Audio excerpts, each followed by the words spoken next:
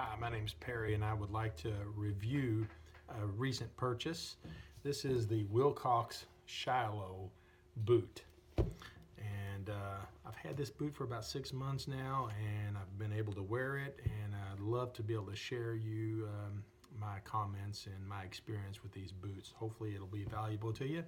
First off, disclaimer, I'm not a boot expert. I may use terminology that's not quite correct in the industry.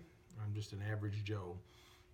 Also, I'm not a professional videographer, blogger, or whatever, as you can probably tell from the quality of this video, but my desire is to be able to help folks out. I was in this boat 6 months ago when I bought these boots, and I would have loved to have seen a video review on them before I purchased them. So hopefully there's some good value that you'll be able to get out of this despite my amateur video skills here.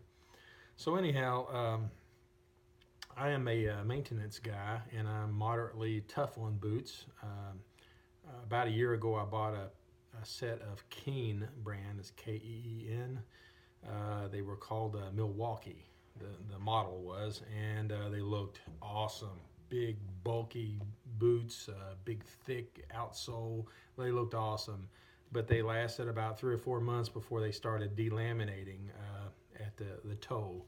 So they had stitching along the outsole, the perimeter of the outsole, but up front they had a rubber cap, a rubber toe that extended from the outsole over top, and they used adhesives along the front of the toe. They broke down, and I was very disappointed. I think I paid like 150 bucks for them or something. Very disappointed. So that put me on the search for a set of top quality boots that I would be able to resole. The Keens, you can't resole them. Once they came apart up front, you might as well toss them. They're disposable. So I wanted to find a set of boots for maybe 200 bucks or under that were top quality and that would have a resolable 100% Goodyear welt. So I ran across Wilcox, and I thought I'd give these Shiloh boots a try. So let me go over them real quick. What Wilcox has put together here is a really awesome boot. I really love the boot. There's a couple things that we'll talk about that I don't like about them, that I'm disappointed in. But overall, man, it screams quality from that midsole on up. Awesome quality. They've used 100% full grain leather on this upper, which is awesome, versus a top grain leather, which is essentially leather, a hide that's been sanded down, and they kind of emboss, or they do something to give it a grain appearance, and it's really consistent. It's awesome for like a purse or something where the surface of the leather needs to look really good, but on boots you want strength, and Wilcox went with full grain versus top grain. Full grain has not been sanded down. It does retain those really strong grain inside that hide because it hasn't been sanded off. So real happy that they used really awesome, good looking leather, and that wears really well. It screams durability when you look at it. It feels nice and thick, looks thick and bulky. Love it. It's awesome. The other thing that I like that they did was they used calf skin as the liner. So this is calf skin leather. The name would imply that it comes from a juvenile cattle. So it's known to be extremely soft, glove-like, very durable, very fine grain. And just so you know, calf skin is was commonly used as a traditional book binding. So the old leather books binding, they probably use calf skin. It's pretty awesome stuff. The other thing that Wilcox used was a 100% leather sole. This would appear to me to be a midsole, which is pretty awesome. It allows for resoling of the bottom sole of the boot as the bottom sole wears. It's very durable material, unlike laminated, glued synthetic cushion material or whatever. So you're using a big old thick slab of leather for the midsole here, and that's kind of cool. And again, they used a Goodyear welt to attach the quality leather upper to the midsole, and the bottom sole, as a matter of fact, too. So that's awesome, and it makes, again, for the ability to resole these boots as the outer sole wears. So that's kind of cool. They also used a full rubber heel on their boot, which is kind of cool. It's a very durable, wears really good. So you're looking at 6 months of wear there. That's awesome. One comment about it, I guess, if I had to be kind of nitpicky about it, is it looks a little, the pattern, the tread pattern looks a little, generic, I guess. And it does hold little stones. So that could be annoying to you. The other thing is, because it's so hard, it kind of makes a clanging noise as if you're walking on a hard surface floor or a hallway or something. You kind of sound like a woman in high heels coming. So you're not going to sneak up on anybody. It would have been cool if they would have used a softer material, but the downside was that it would probably wear quicker. So anyhow, full rubber heel is kind of cool, but everything has its disadvantages as well. They used a 100% rubber, I believe. It's 3/4, I guess, outsole on this thing. Again, the the pattern is very kind of generic looking, but there's a couple things I didn't like about it. Number one, it's extremely thin, as you see, very thin, so that does not allow for a nice aggressive, tread pattern and thickness. The other thing that I knew was going to be a problem right from the get-go when I removed these boots from the box is I noticed that the stitching that goes through the outsole, the midsole, and along the top of the welt was very, very close, like dangerously close to the edge of the boot, especially up front. And check this out. Sure enough, man, my fear came true here, and it is starting to kind of like delaminate or come off of the midsole. And I knew that was going to happen too. So they used stitching all the way around the perimeter of this 3/4 or so sole.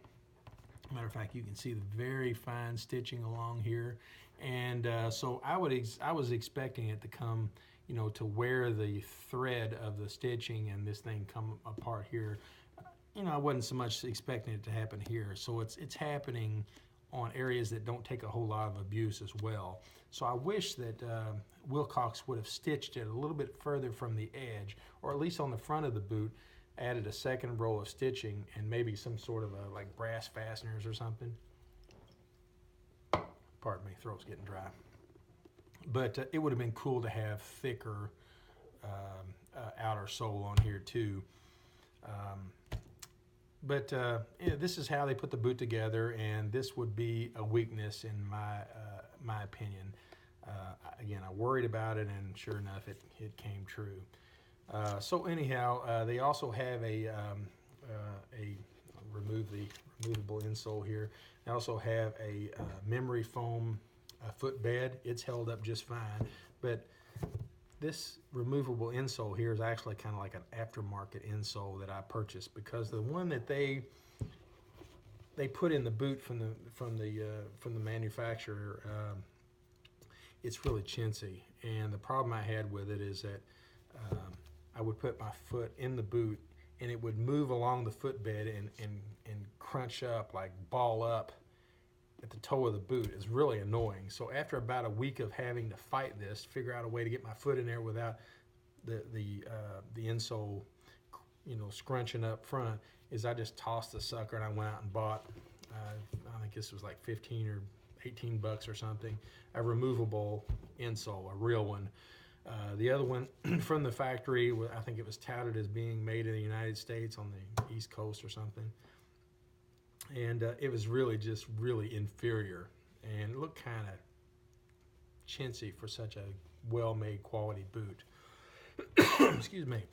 So once again, those are two of the kind of things that bothered me, especially the sole thing. But the insole, man, they could have used a better one.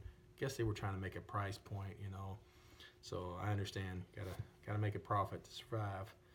But man, it appeared to be a little bit cheesy for such a nicely made boot.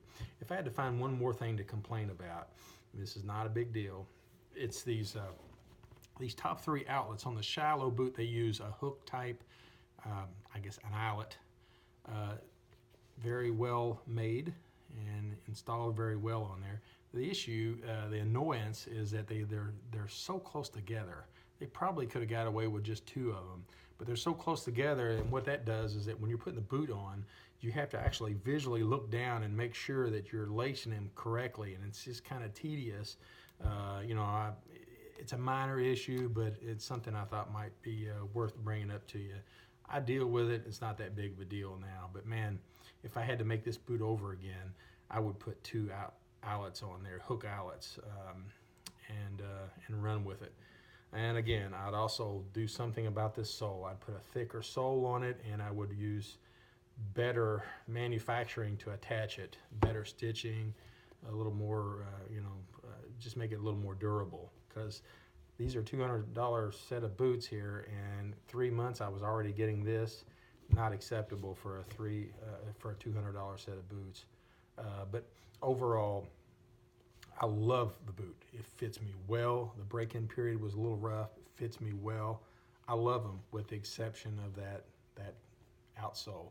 So what I'm going to do is I'm going to take these boots here before they delaminate and start damaging the boot anymore. I'm going to take it to the local cobbler and have a new sole put on. So in order to make the perfect set of boot, one would have to go buy these from Wilcox Boots, rip the removable athletic insole, put a good one in there, and take this to your local cobbler and spend another 75 bucks or so for a good quality outsole to put on there.